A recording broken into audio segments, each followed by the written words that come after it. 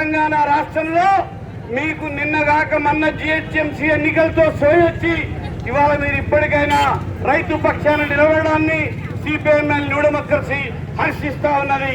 అయితే ఈ ఉద్యమం ఏదైతే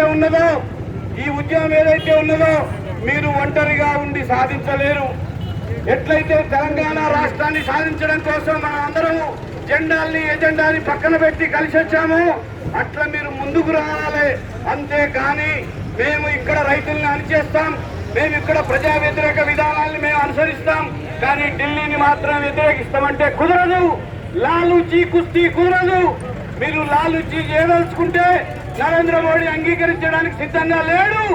అందుకని టీఆర్ఎస్ పార్టీ శ్రేణులు ఇప్పటికైనా మీ లాలూచీని వదిలిపెట్టి మీరు ఇవాళ కేంద్ర ప్రభుత్వం మీద భారత వ్యవసాయాన్ని రక్షించుకోవాలంటే ఇవాళ మీరు కుస్తీ పట్టక తప్పదు.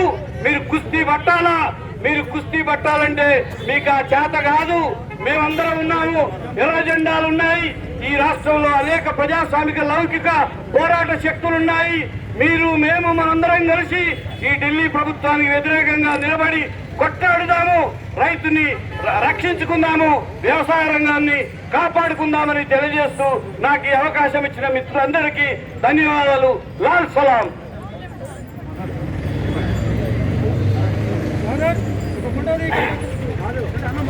అన్ని పార్టీల నాయకులు